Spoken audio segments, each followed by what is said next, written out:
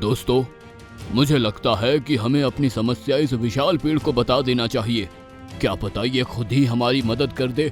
ये कहानी है हिमालय के जंगल की, जहाँ काफी सारे जानवर रहते थे। उसी जंगल में से जमुना नदी बहती थी। वैसे तो हमने सुना है कि जमुना नदी काफी पवित्र होती है और काफी पूजी जाती है, पर शायद सच्चाई अब बदल चुकी है। जंगल में सभी जानवर काफी खुशी खुशी रहते थे। किसी को किसी से कोई दिक्कत नहीं होती थी। और वहां का राजा था शेर, जो काफी अच्छा था। फिर एक दिन जंगल में एक बंदरिया का बच्चा होने वाला था, तो सब जानवर उससे मिलने आते हैं। नटखटी बंदरिया, तुम्हें बहुत बहुत बधाई हो। अब तो तुम्हारा परिवार भी बड़ा होने वाला है और हमारे जंगल में एक नया सदस्य आने वाला है। लोमड़ी भाई, तुम्हारा बहुत बहुत धन्यवाद। इसमें धन्यवाद की क्या बात है? हम सब जानवर एक परिवार हैं, तो एक की खुशी सबकी खुशी होती है। इतना कहकर चालाक लोमड़ी वहां से चला जाता है। और कुछ समय बाद नटखटी बंदरिया को बच्चा हो जाता है। सारे जानवर उसे बधाई देने पहुंचते हैं। जैसे बच्चों को दूध के साथ साथ पानी की भी जरूरत होती है, वैसे ही नटखटी बंदरिया के बच्चे को भी पानी की जरूरत थी। तो वो अपने बच्चे को जमुना नदी से पानी लाकर पिला देती है। बच्चा कुछ दिनों तक तो सही रहता है, लेकिन उसके बाद उसकी अचानक से मृत्यु हो जाती है। सभी जानवरों को बड़ा दुख होता है और वो सारे नटखटी बंदरिया को दिलासा देने जाते हैं। नटखटी बंदरिया, तुम ज्यादा परेशान मत हो। बस तुम उम्मीद मत छोड़ना, भगवान फिर से कोई नया चमत्कार दिखाएंगे।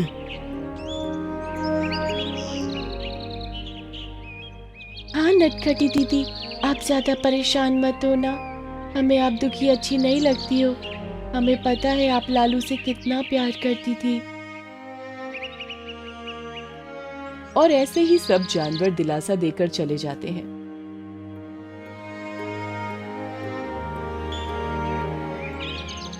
लालू के मरने के बाद एक विशाल हाथी जमुना नदी से पानी पीने जाता है। वो भी बेचारा 3-4 दिन में ही मर जाता है। जब हाथी की खबर सबने सुनी तो सब अचंभित हो गए। अरे, हमारे जंगल में ये क्या हो रहा है? एक के बाद एक जानवर की मृत्यु हो रही है। भाइयों, लगता है किसी की बुरी नजर हमारे जंगल पर पड़ गई। अरे मोटी बिल्ली, तुमसे ज्यादा बुरी नजर वाला इस पूरे जंगल में कोई नहीं है। ओए चालाक लोमड़ी कहीं के, खुद को तो पता नहीं कुत्ता है या गधा, आया बड़ा मुझे बोलने वाला। अब तुम ज्यादा बोल रही हो। चुप करो तुम दोनों, ना समय देखते हो ना कुछ, बस लड़ते रहते हो। फिर सारे जानवर वापस सोच में पड़ जाते हैं। तभी शेर कहता है, लगता है जमुना के पानी में जरूर कोई गड़बड़ी है, क्योंकि नटखटी बंदरिया का बच्चा और फिर विशाल हाथी, जो इतना शक्तिशाली और बलवान था, उसकी भी मौत हो गई। फिर वो सारे मिलकर एक सभा बुलाते हैं। दोस्तों, क्या जैसा मैं सोच रहा हूँ वैसा ही आप सब भी सोच रहे हैं? हाँ महाराज, हम भी वही सोच रहे हैं कि कैसे जंगल के जानवरों की मौत हो रही है, वो भी सिर्फ जमुना नदी के पानी की वजह से। जी महाराज, इसी कारण नटखटी बंदरिया का बच्चा और विशाल हाथी दोनों ही मर गए, और दोनों का कारण जमुना नदी का पानी था, क्योंकि खाना तो हम सब साथ ही खाते हैं। हाँ महाराज, हम सभी का यही ख्याल है कि जंगल में जो मौत हो रही है ना, वह सिर्फ जमुना नदी के पानी की वजह से ही हो रही है। तो हमें अब पता लगाना होगा कि ये कैसे हो रहा है, क्योंकि अगर ऐसा ही चलता रहा तो हमारा जंगल खत्म हो जाएगा और हम हाथ पर हाथ धरे नहीं बैठ सकते। आज हमारे परिवार के 2 सदस्य मर गए हैं, कल को कोई और भी मर सकता है।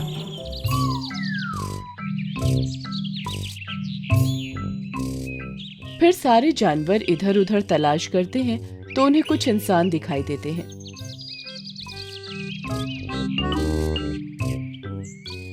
फिर कुछ जानवर उन इंसानों का पीछा करते हैं।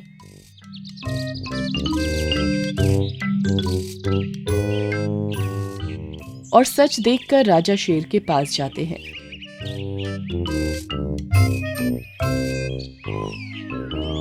महाराज, मैं आपको कुछ बताना चाहता हूँ। हाँ बगीरा, बताओ। महाराज, हमने इंसानों का पीछा करके कुछ पता लगाया है। महाराज, मैंने और बगीरा ने देखा कि हमारे इलाके की आसपास की फैक्ट्रियों के पाइप हमारे जमुना नदी से जुड़े हुए हैं, जिसकी वजह से सारा केमिकल और गंदा पानी हमारी नदी में आ रहा है और उसी की वजह से हमारे जानवरों की मौत हो रही है। महाराज, चालाक लोमड़ी बिल्कुल सही कह रहा है। अच्छा, तो ऐसी बात है। हमें इसका कुछ ना कुछ इलाज निकालना पड़ेगा, वरना सब तबाह और बर्बाद हो जाएगा। फिर वो सारे एक बार मिलकर सोचते हैं ताकि इस समस्या का कुछ हल निकल सके। तभी राजा शेर कहता है, दोस्तों, हमें समस्या तो पता चल गई है, पर अब हमें उस समस्या का हल निकालना होगा। हमारे पास ज्यादा समय नहीं है, क्योंकि गंदगी के कारण जानवर मरते जा रहे हैं और हमारे पास और कोई जरिया भी नहीं है पानी पीने का। हाँ महाराज, हम सभी यही सोच रहे हैं कि इसका क्या हल निकाला जाए। महाराज, मैं कुछ कहना चाहती हूँ। हाँ चुलबुली, बोलो। महाराज, मुझे लगता है हमें इस समस्या का हल बाबा गुरिल्ला ही दे सकते हैं, क्योंकि वो यहाँ के सबसे पुराने और अनुभवी जानवर हैं और उन्हें हर समस्या का हल पता है। हाँ चुलबुली, तुम सही कह रही हो। हम सारे आज ही उनके पास चलते हैं और उन्हें समस्या बताते हैं। फिर वो सारे जानवर मिलकर बाबा गुरिल्ला के पास चले जाते हैं।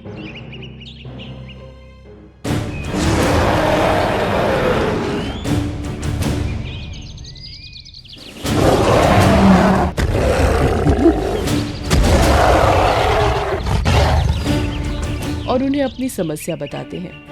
अच्छा, तो ये समस्या है तुम लोगों की? हाँ बाबा। हिमालय पहाड़ों के नजदीक एक बहुत ही विशाल पेड़ है।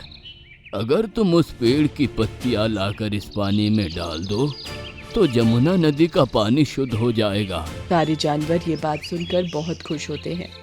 ठीक है बाबा, आपका बहुत बहुत शुक्रिया।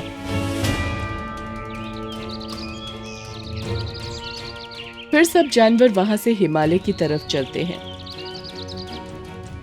दोस्तों, मुझे लगता है कि हमें अपनी समस्या इस विशाल पेड़ को बता देना चाहिए। क्या पता ये खुद ही हमारी मदद कर दे। आप बिल्कुल सही बोल रहे हैं महाराज। फिर राजा शेर अपनी समस्या उस विशाल पेड़ को बताते हैं।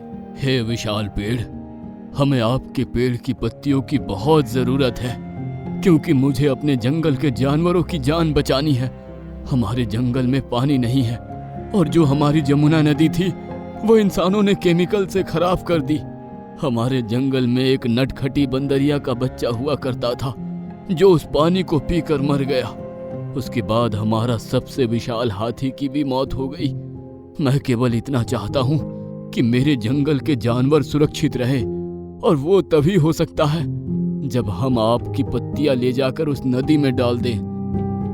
ठीक है राजा शेर, मुझे ये जानकर बहुत अफसोस हुआ, इसलिए मैं तुम्हारी मदद जरूर करूंगा। फिर विशाल पेड़ ने अपने आप को हिलाना शुरू कर दिया, जिससे उसकी बहुत सारी पत्तियां नीचे गिर जाती हैं।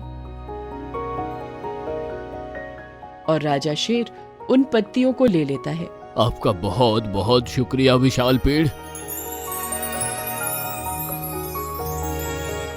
फिर सब जानवर वहां से चले जाते हैं और राजा शेर उन पत्तियों को ले जाकर पानी में डाल देता है और अपने जंगल के जानवरों की जान बचा लेता है और एक अच्छा राजा कहलाता है। तुम चली जाओगे तो मुझे कौन प्यार करेगा, कौन मेरी गलतियों पर डांटेगा। माँ मत जाओ ना, माँ माँ। एक उपवन में जीवन बहुत सौंदर्यपूर्ण था। वहां के सभी जीव जंतु मिलकर रहते थे। जंगल के बीच पहाड़ की तलहटी में खूबसूरत तालाब भी था। उस तालाब में हंस, मेंढक, मछलियाँ और भी कई जीव जंतु रहते थे। वे सब बहुत मिलनसार थे। इन सभी के बीच मंटू मगरमच्छ भी था। उसे अपने पर बहुत घमंड था। वह खुद को पानी का राजा मानता था। वो सबसे अकड़ कर बात करता था। एक दिन एक चिड़िया पेड़ पर बैठकर फल खा रही थी और गलती से जूठा फल तालाब में गिर गया।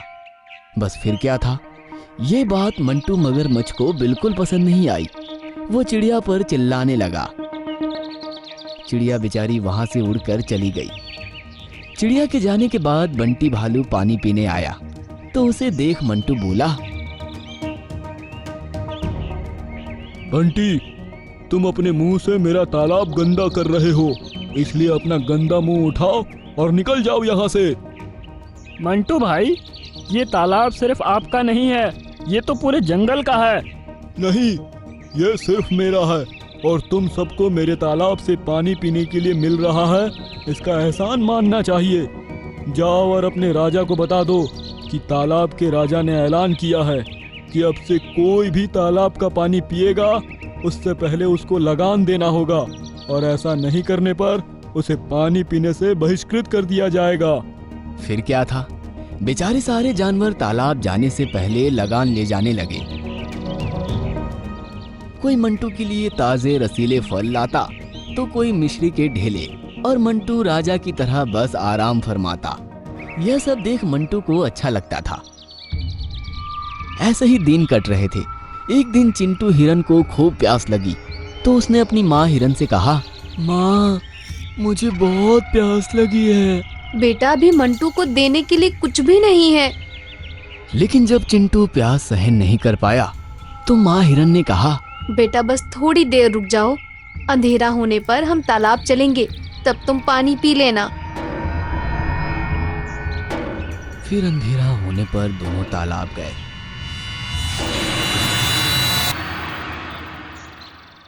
और चिंटू चुपचाप पानी पीने लगा कि तभी पानी की हलचल से मंटू की नींद खुल गई।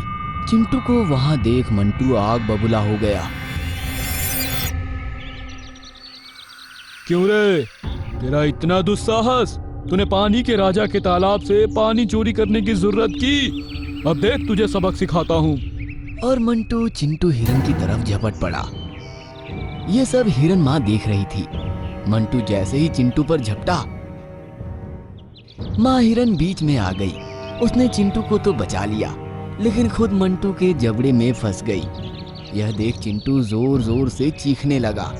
चीख सुनकर आसपास के जानवर इकट्ठे हो गए। माँ हिरन को आजाद करवाया, लेकिन चोट बहुत गहरी थी। दर्द हिरन के लिए असहनीय हो रहा था। बड़ी हिम्मत करके माँ हिरन ने कहा, चिंटू बेटा, अपना ख्याल रखना, शायद अब मेरे जाने का समय आ गया है। नहीं माँ, तुम चली जाओगे तो मुझे कौन प्यार करेगा? कौन मेरी गलतियों पर डांटेगा? माँ, मत जाओ ना, माँ, माँ। और चिंटू बिलख बिलख कर रोने लगा। तब हिरन माँ ने कहा, चिंटू बेटा, मैं हमेशा तुम्हारे साथ रहूंगी, तुम्हें कभी अकेला नहीं छोड़ूंगी। और चिंटू को आशीर्वाद देते हुए हमेशा हमेशा के लिए अपनी आंखें मूंद ली। चिंटू बहुत दुखी हुआ। सभी की आंखों में आंसू छलक आए। एक दिन चिंटू खाने की तलाश में जा रहा था।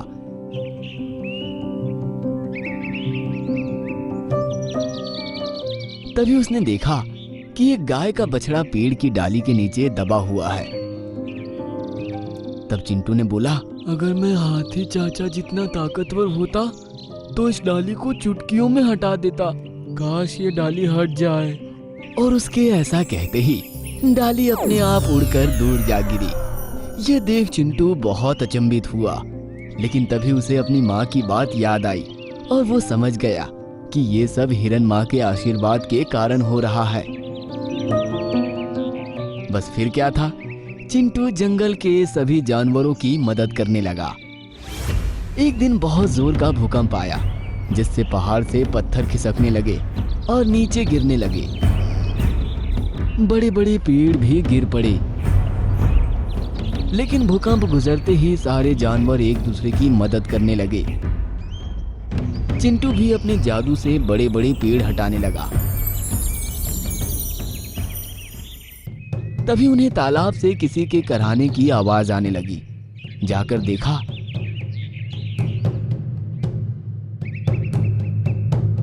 तो मंटू एक बड़े पत्थर के नीचे दबा हुआ था। मदद करो, मेरी कोई मदद करो। लेकिन कोई उसकी मदद करने आगे नहीं आया। इस दुष्ट के साथ यही होना चाहिए था। भगवान ने इसे अच्छी सजा दी है। खुद को बड़ा बलशाली समझता है ना? अब दम है तो खुद को करा ले आजाद।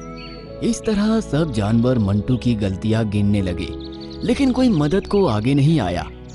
तो चिंटू आगे आया और जादू से पत्थर को हटा दिया।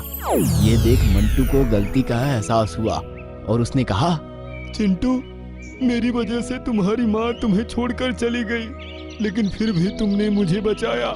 काश मैं भी तुम्हारे जितना बड़ा दिल रखता तो किसी को भी परेशान नहीं होना पड़ता। और मंटू ने सभी जंगल वासियों से माफी मांगी